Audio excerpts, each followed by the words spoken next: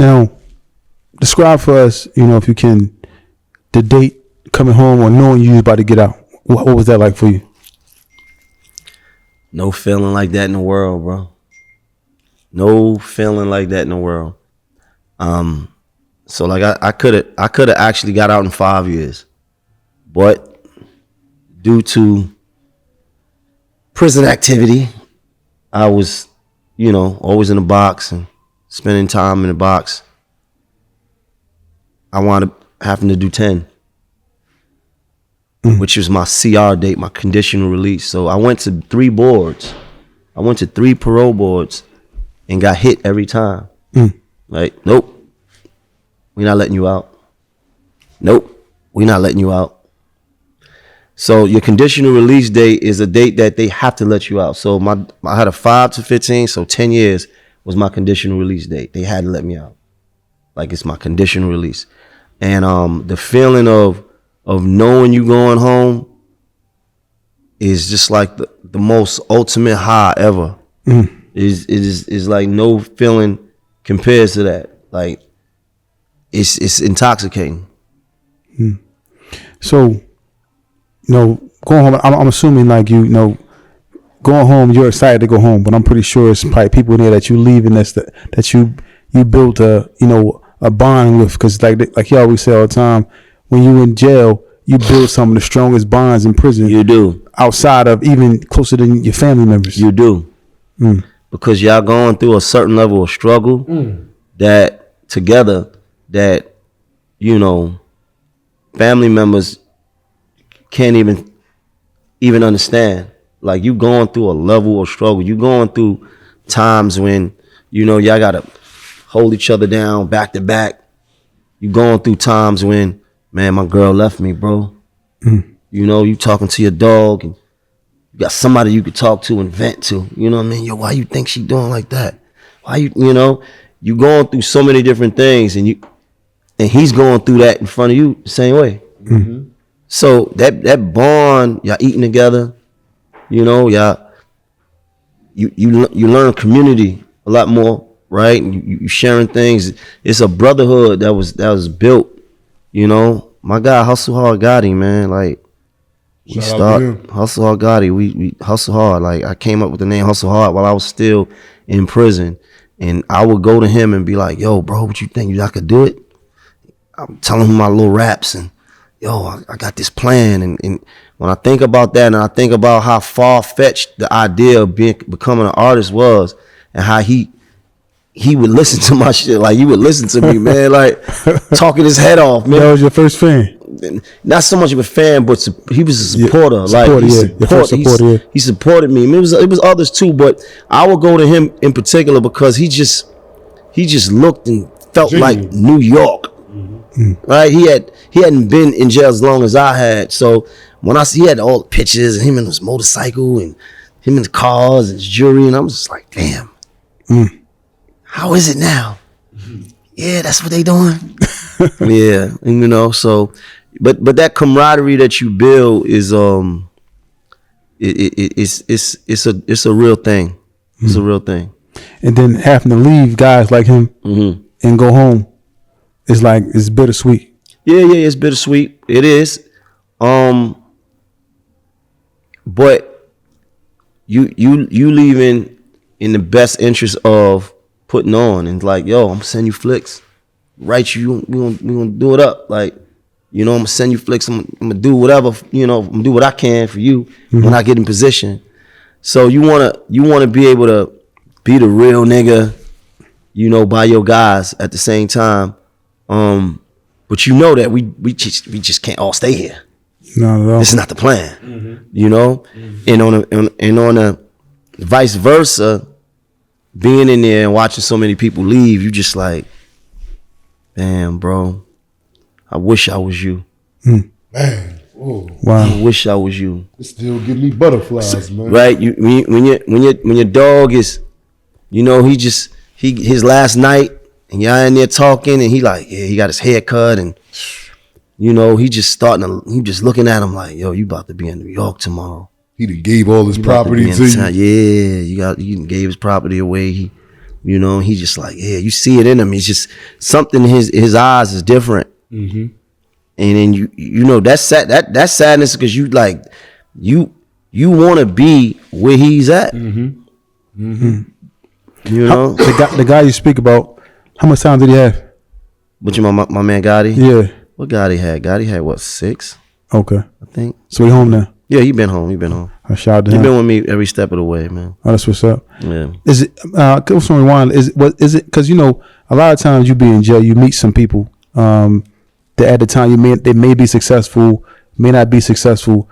Is there anybody of name that you was locked up with that came home and became successful, like such as yourself? Yeah, but not in a popular way. Okay. I know a lot of success stories. I know a lot of success stories. You know, my brother Sino is a success story. My brother Cub is a success story. 80. You know, my man Email is a success story. You know, my man Vanguard is a success story. Came out and, you know, got into construction, worked his way, figured out his angles, and has his own construction company. So dudes just coming home, he's hiring them. All right. So success is not, just because you on TV, you might be on a record. That doesn't, you know, that's not the only measurement of success. Success is that you came out here, you successfully free, you out here making things work. Whether that's, you know, my man Email who he got his way out, right? He had I don't know what, 20 years and fought in the law library to get out. Now he's out here working with one of the big firms in New York. He's a paralegal right now. Like, get other people. This is what I'm saying. Out here on real cases, out here, you know, helping out, right? So that's a success story. For sure. So, you know, so it's not the popularity contest when it comes to that for me. Now, before I was going to ask a question because like you just said, coming home and being popular. Now, for you, I'm assuming you are very careful about who you surround yourself with. Yeah. Because we see cases like, you know, like Lil Durk and, you know, Casanova, guys like that. Just more like I said, like a little bit like Lil Durk's case. And we don't know the parameters of it, but when you see these things happen to people like him, get caught up and end up being in jail and his life is on the line. Unfortunate. What's going on through your mind when you see stuff like that? Very unfortunate. And I know Durk. I know both of them. I know Cass too. So it was very unfortunate. You know, and I know how easy that is for that to happen. I tell guys, you know, coming home, look, just pace yourself. You know, you don't know the terrain of the land, right? You on everybody's phone. You don't know if who you talking to, the boys is watching them. Like you don't want to get caught on somebody else. I know people that came home and got caught on other people's shit just from being on phones and they had nothing to do with it, but they got into it because they was on phones. You understand? Like, crazy. Pace yourself, right? Because, you know, trouble is easy to get into, man. You know? Yeah. And then sometimes like not trying to speak too much about it, but like somebody like Lil Durk, he's at the height of his career. He has everybody looking at him, everybody wanting to, you know, everybody supporting him, people relying on him, some people relying on him. How devastating could that be? Like if you think about it, like, you know, may God protect you from being in that position, but if that was ever you in that position, like, how do you think that would affect you? That has to be the worst feeling ever. Right? So one of the things that I think about when I went to prison is the fact that I didn't have anything. I didn't have any dependents. Some people depended on me. I didn't have kids. I didn't have a overhead and staff and people that work with me, work for me. Like, I didn't have none of that. I didn't have a business. I wasn't a responsible adult yet. But to be a person that is actually having the motion that you having, you know, and a company, and, you know, fuck the fame, but just the fact that you impacting people's lives, right? Bills are being paid because of you. You know, there's a system in place because of you, right? And you are a very important piece on that chessboard. So when you take yourself out of the game and you in captivity, all those people are affected. That has to be heavily weighed on your mind. Like that has to be one of the worst feelings, bro. For sure. And then sometimes, do you think that in these cases, these high profile cases, the judges are more determined to, shock it to you?